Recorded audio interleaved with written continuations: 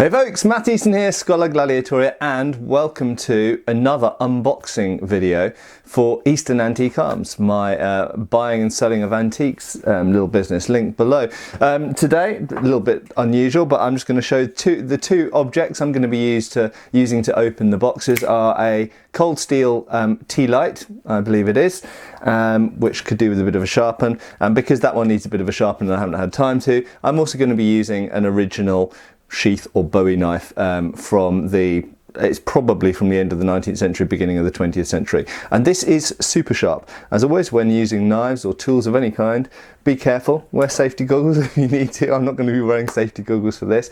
Right, so over here, I have a huge box. Let's just grab it. Oh, gee, oh, it's another big one. It's another really massive one. And I know you love it when I have a massive one. And I've got a big load in here to unload on you. So I'm going to open this box up and have a look and see what's inside. I'm not going to show all of the unpacking. As always, I'm going to cut little bits out so it's not totally boring. Once again, so I've got a rough idea of what's inside this box. These boxes of things come from various different places. I am an antique dealer. If you want to know where I get stuff from, well, I'm an antique dealer, so I'm afraid my sources are secret. But if you want to buy antique swords or knives or things like this, my link below. I think my prices are pretty reasonable and my service is reasonably good. I'm not a full-time antique dealer or anything like that. I just buy and sell to fund my hobby, essentially. But I know lots of people watching this channel have now bought antique swords of me over the last few years, and I think they've pretty much all been happy. So, right, so let's have a look and see what's inside here. I'm not completely sure. I know the sword's in there. Is there something? I think there's something else beside a sword in there as well. No guns this time, but let's have a little look and see what's in there. Right, so let's start opening this thing up. As always, so I'm going to show a little bit of this. As always, I do prefer boxes with bubble wrap. But I mentioned last time about the fact that some sharp items should be packed safely, and this is very, very true. Someone told a horror story involving needles packed in a box that weren't properly stored. That is just horrible. So yeah, if you're ever sending sharp objects in the post, make sure you pack them in such a way so that the points are completely protected. And I'm just going to show you, this is why I'm showing you this bit, show you an example. That is a piece of hardboard, okay? So they have been super cautious with this. I like that, good on them. Yeah, so using bits of wood, if you have a point, say you wanted to ship a knife, obviously this is a knife that you could fold the blade away on, but say it was a fixed blade knife, and you wanted to post that, what you do is you get a piece of hardboard or something else rigid, and you tape the blade to the thing like that, okay? So the point cannot possibly come out of anything. Right, I'm going to do some unpacking now, and let's have a little look and see what's inside my massive package. So I've got the top of my big box, let's lift it up, got the top of my big box open here, and I can see the inside is the bane of my life. It is the packing peanuts or polystyrene noodle popcorn things.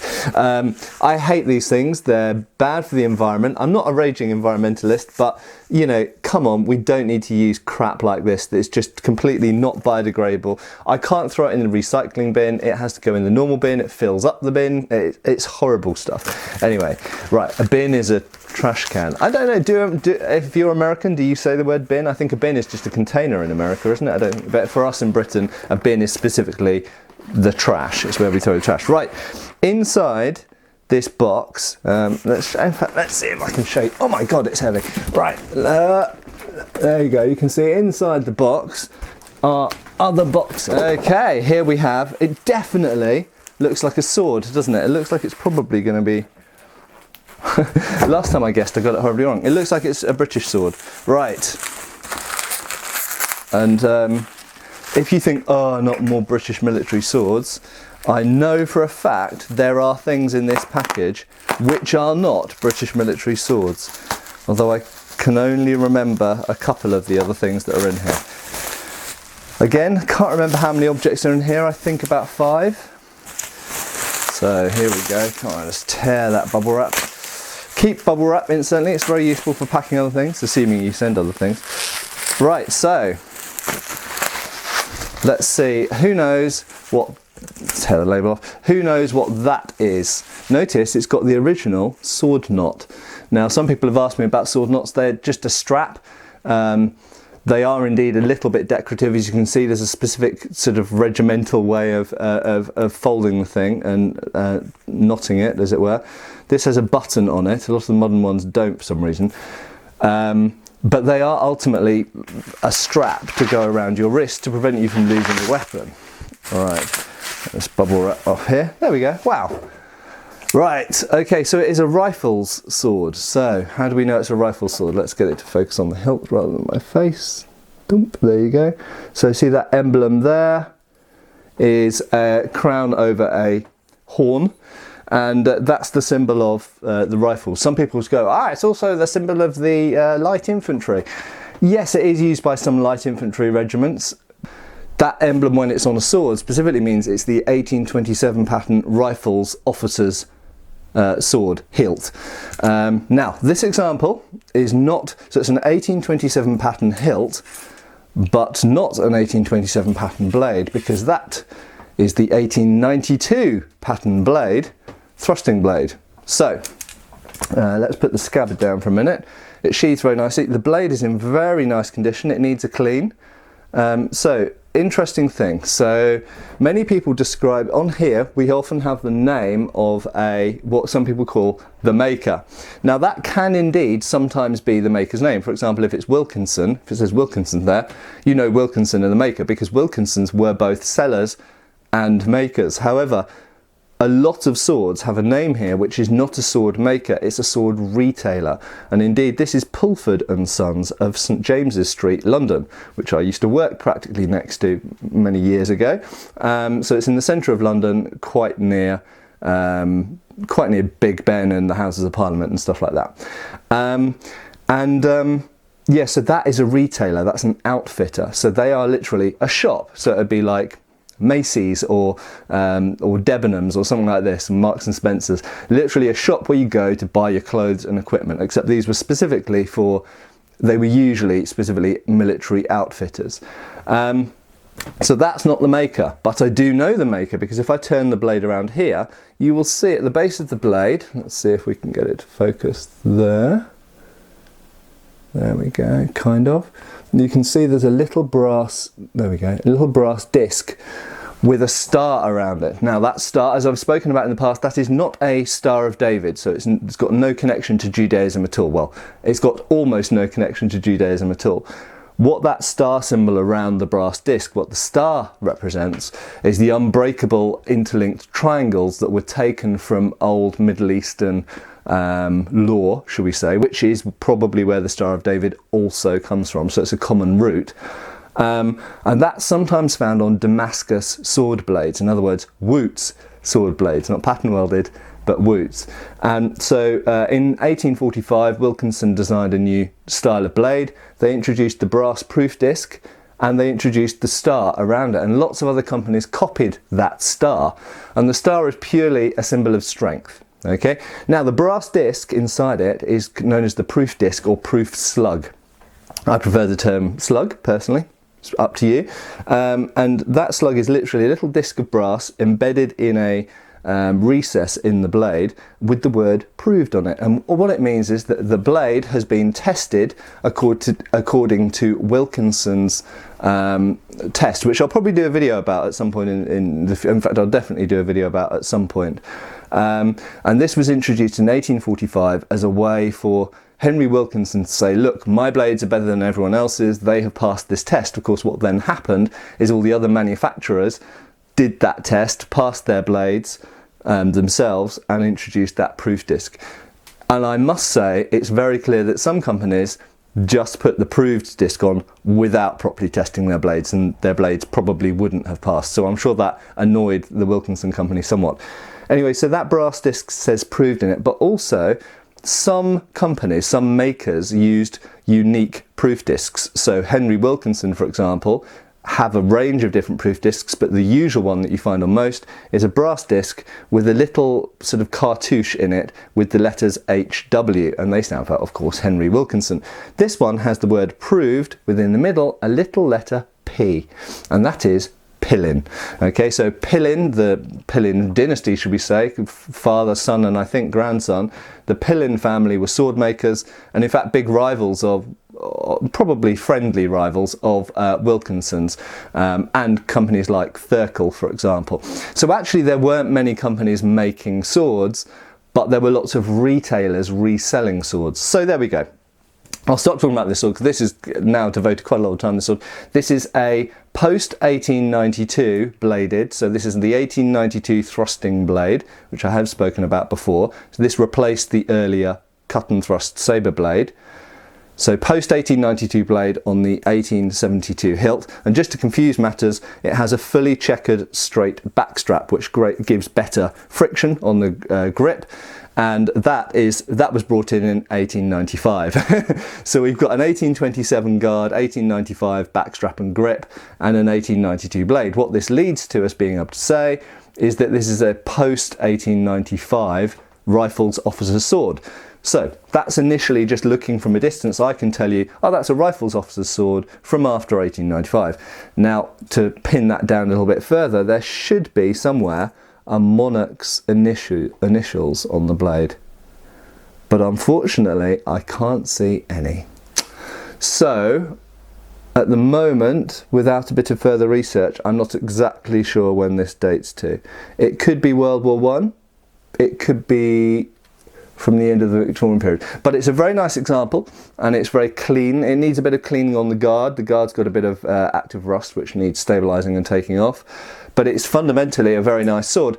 What do I think about these thrusting swords that replaced the earlier sabre model? I'm not so much of a fan of them. I prefer the earlier blade myself. It's a cut and thrust blade. This is just a thrusting blade. Yes, you could hit someone with one, but you're not going to do very much damage even if it was sharpened. As a purely thrusting sword, they're pretty good. They're better than most other nations' swords, I would argue. The French are good as well. I'm not a big fan of the German ones of this period. And the Italian ones I'm not a fan of.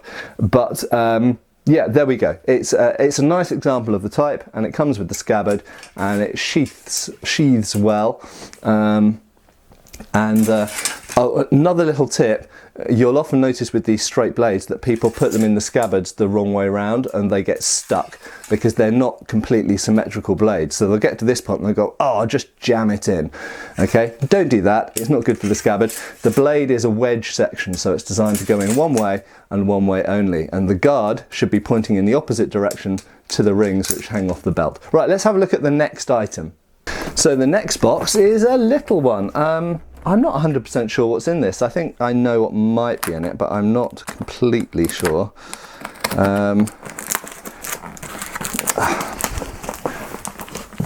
Oh man, I might have to open this off camera because I'm not sure how it all goes together. Some of these FedEx boxes are quite... no, there we go. I did it. Polystyrene, go away, I hate you. Right. Knife down. Whoa. Object. Right. Box on the floor. So let's get this wrap off here. So this, I do know what this is. This was a random purchase by me because it was available with these other objects that I've had delivered.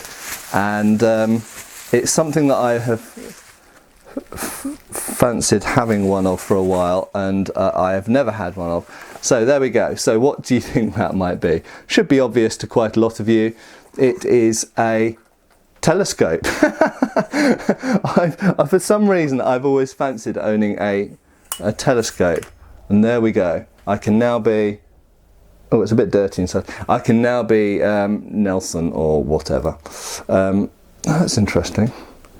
And so I'm going to have a play with this. Has it got any makers' names on it? I can't see any. I have no idea, incidentally, about how old this is. I think it's not old. I think it's relatively modern replica, but I didn't pay very much for it. So, you know, it's a bit of fun. Hopefully I can see through it this way, interestingly, but it's a bit Oh, I know. It's just because what I'm looking at is too close. There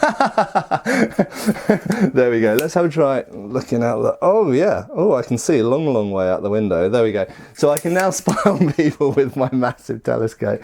Right, let's carry on with the pointy objects and see what's next in this box. So here we have the next one. Slightly curious way of packing this.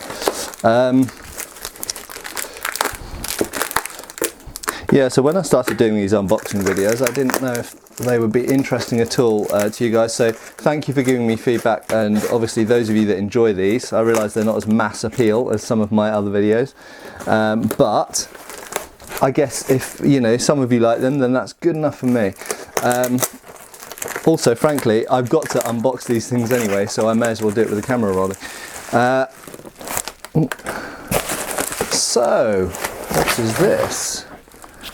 This is, okay, first of all, this is let's throw that, but be gone! This is actually two objects taped end to end. See, we've got a double whammy here, folks. It's exciting. Right, so let's pull the end off here. So I know what this is immediately. Pull that label off. Who knows what that is? It is, for those of you who don't know, I believe, a French 1822 pattern infantry officer's sabre sword. And so this is the precursor to the 1845 pattern, sometimes known as the 1855 pattern. And it has writing on the back, that's good. So it's definitely French. The hilt is, I can tell you immediately, is a little bit loose. Really frustratingly, French swords are really nice. They're probably my favourite. In fact, they are my favourite swords after British swords from this era. But unfortunately, because of the way they were constructed, they always get loose. It's really frustrating. And the reason is because they often had a little felt washer in here. Now, the British swords are pretty much always a thick piece of rawhide, of leather. Buff leather, whereas the French ones, for some bizarre reason, they used a washer made of either velvet or a felty type like fabric, and that just disintegrates, and once that disintegrates it leaves a little bit of a gap and leaves a little bit of movement in the hilt. You can tighten them up, and lots of people do. Right, so this is the 1822 pattern. So you'll know that in Britain in 1822 there was a new model of infantry sword came in that replaced the Napoleonic patterns that had been in use for well, more than 20 years. Okay, so in 1822 under George IV a new model of sword came out, and equally in France. So they were replaced in both countries, changed their infantry officers and cavalry officers' swords and cavalry troopers' swords at about the same time in 1822. And almost certainly there was a degree of keeping up with the Joneses. So, you know, the typical competitiveness between Britain and France, which still goes on to this day, in some spheres, existed very clearly. It was only what, 7 years after the end of the Napoleonic Wars. Not to say, and this is not a widely known fact I don't think by most modern people, not to say that all the French were Napoleon supporters. Some parts of France were actually more royalist and actually didn't like Napoleon. If I remember correctly, Bordeaux refused to allow Napoleon to enter the city. But anyway, the fact is that there was this competitiveness, some might call it animosity, between France and Britain that continued through parts of the 19th century, despite the fact that France and Britain fought alongside each other in the Crimean War and the invasion of China and so on. There was nevertheless this competitiveness and animosity. And so probably there's a political element to this, the fact that France brought out new models of sword in 1822, and so did Britain in 1821 and 22. So yeah, make of that what you will. Anyway, it's a nice sword. It's so compared to what went before, it's a little bit lighter and a little bit longer. So much like the British, they'd gone towards something which was a bit longer and a little bit nimbler, a little bit better perhaps for a one-on-one fight, but perhaps probably not such a powerful cutting sword as the previous sabre that went before it.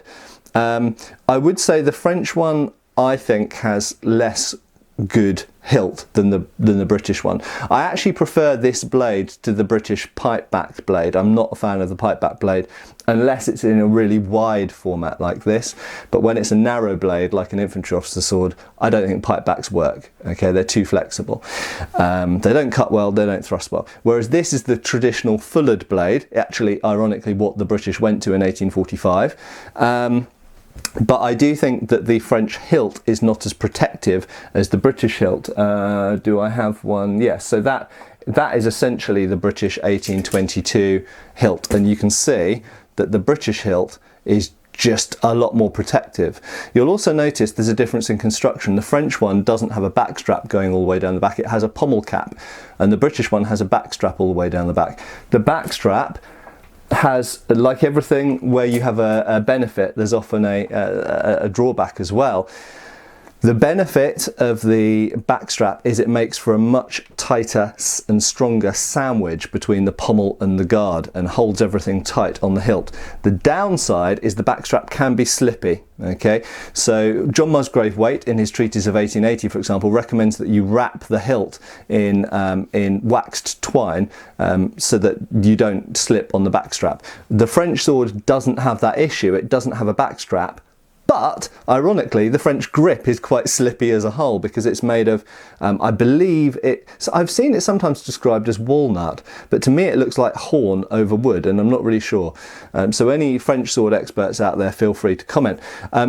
I've got an okay grip with this, but to be honest, I don't feel that I've got any better grip with this than I do with the British sword with the backstrap.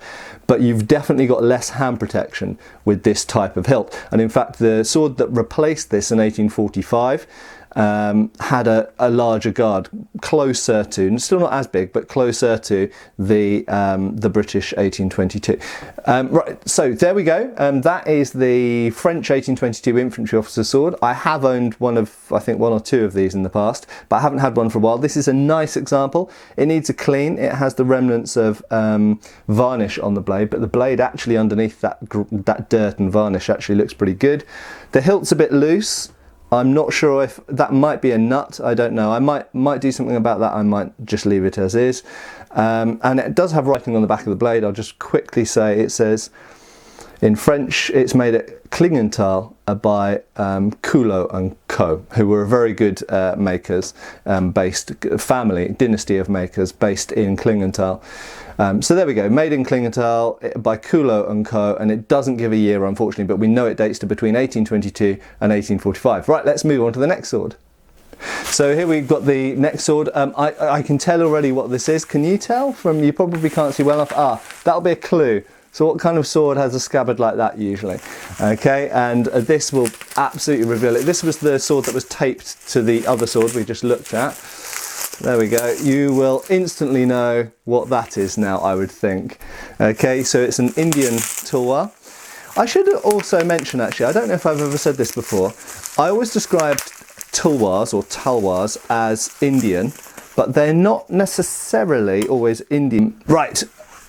Okay, so it's a very shiny tulwar, and interesting. It's quite, I don't think it's a particularly old one, but equally it's not a new one.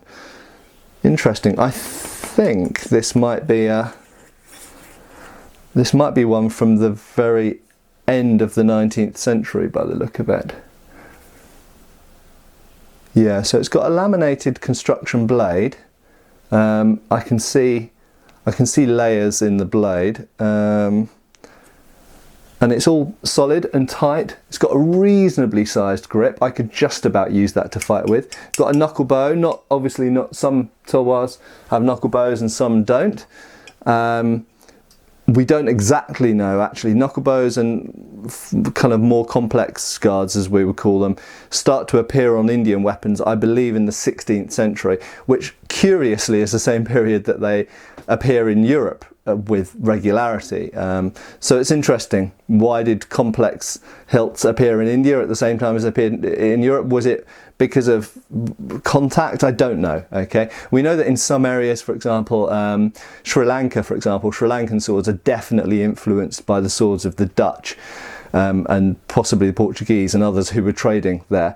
As for India, not sure. But anyway, complex hilts tend to appear in India in about the same time. So there we go, not a lot to say about that really. It's a shiny tool wire, it's got a little bit of rust that I'll need to clean off, but you know, that will be on the website for sale. It's got a scabbard, fits well. There we go, someone could probably cut things with that. Right, let's have a look and see what's next in the box. So this is the final box. It must have 2 swords in it. By process of elimination, I think I know what's in this box now. And there will be 2 somewhat different objects to what I normally show. No more British military swords coming out of here, or indeed French, or indeed Indian. So it's going to be a couple of different things. Right, again, I imagine that they've been taped to each other, end to end. Ah! Right, there we go. Begone box! There we go. So, oh yes, there are 2 things in there. For a minute I thought there was only one, and you were all going to be hugely disappointed. Right, so what do you think that might be from initial appearances? Guess, guess, guess now. And guessing time is over. So I have shown one of these before on the channel, and now I have another one. I sold that one, the one I had before, that went off to America, I think, if I remember correctly. I do incidentally sell all over the world. Probably 50% of the stuff I sell now goes to America. Maybe 40-50% goes to America. No problems shipping, incidentally. Right, so here we go. You should know what it is. Let's pull that label off. You should know what it is by this point. It is a Chinese sword, a dao. And I understand from previous discussions that a dao, the word dao means knife, and that's to differentiate it from the straight sword. Right, so this is rusty, it'll need a clean. Interestingly, the rust is relatively superficial, it looks like, but this will need a good old clean before I list it on the website. The guards on these are often a bit wobbly, and these were mass produced, we believe, at the end of the 19th century, well, beginning of the 20th century, around 1900, for what's commonly known as the Boxer Rebellion. We think that's what and they are all very similar. So let's just pull it completely out of the scabbard. It is, like the other one, pretty damned heavy. I think it's not as heavy as the other one, actually. It looks slightly not quite as big and not quite as heavy, but it's a thick old blade. Interestingly, the distal taper isn't constant, so it starts at I don't have my gauge with me, but I think that's probably about 6 or 7 millimeters here, and it seems to go up slightly by about 1 millimeter here and then get thinner.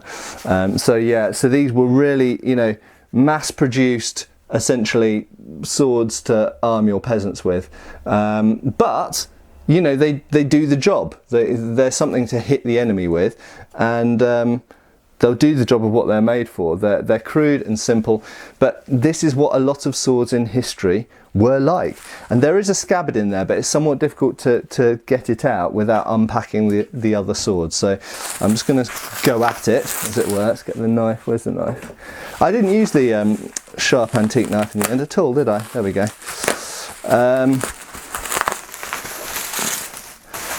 Maybe my little cold steel thing is sharp enough. Right. No, I'll sharpen it after this. For those who ask me about sharpening, I say this every time, but I use a DC4 stone, the Falcon Even DC4, which you can buy off Amazon, and it's really, really good. Best sharpening stone I've ever encountered, to be honest, and you don't need to do it wet, you can do it dry.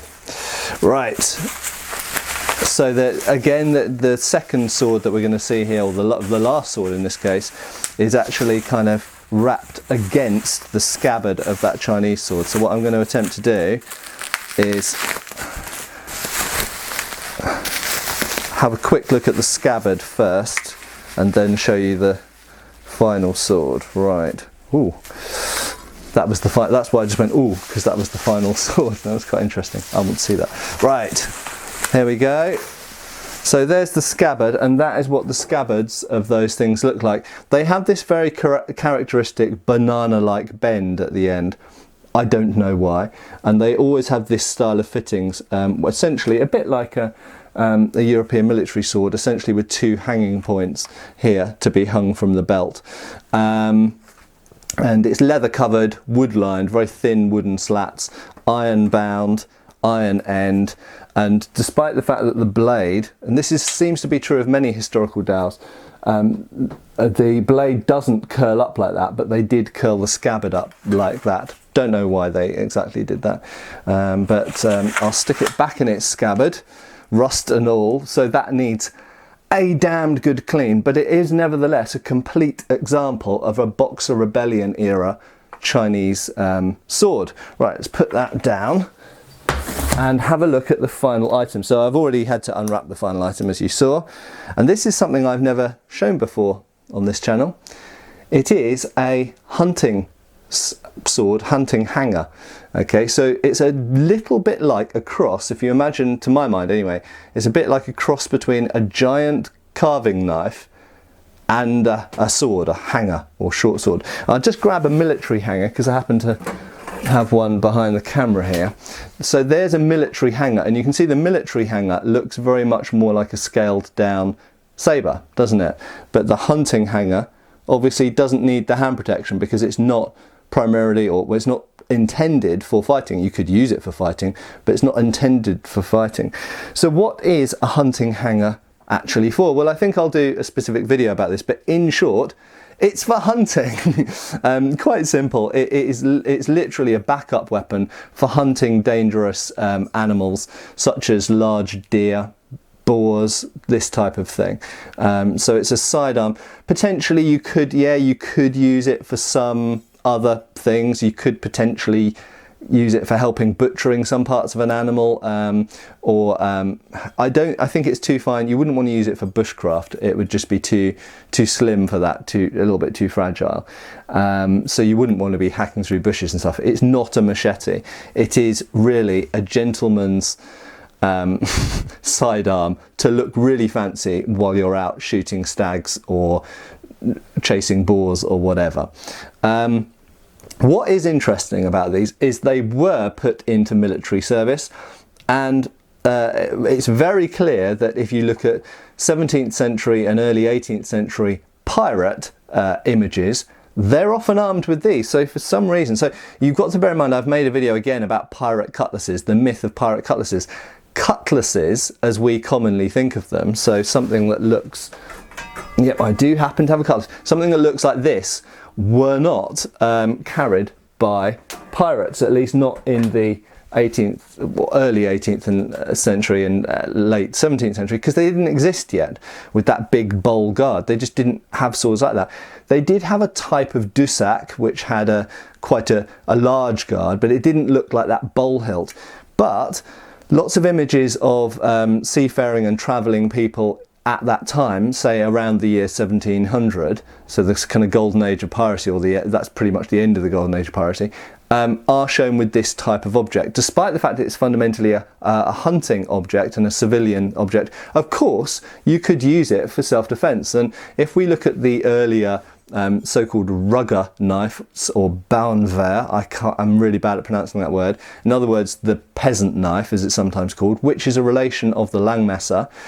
We see that, or the landwehr, the baunwer, or rugger, these types of knives are very clearly the predecessor of these. So this is what they became. They became the 18th century hunting sidearm. Okay, so an interesting thing, I'll talk a little bit more about this, but it's the type of, it's a really nimble, it's lovely in the hand, it's incredibly light, very nicely made, and I'll just quickly show, it's got some very cool on ornamentation. It's got an ebony grip, I think, with these escutcheons. That's where the end of the tang comes through and it's peened. And lovely decorated guard. Same on both sides. Very, very nice. Very pretty little sword. I'm happy with that. I might hold on to that for a bit because it's primarily, not because it really fits in my collection at all, but because it's quite useful for these videos. as you know, I don't have a lot of 18th century or 17th century items, so things which are closer to that are useful to me to show you guys and illustrate points that I'm making in videos. Right, I hope that was somewhat interesting. Now I'm going to try and focus my telescope and see what I can spy, and I will see you for the next video. Cheers, folks! Thanks for watching. Please subscribe. We have extra videos on Patreon, and you can follow us on Facebook.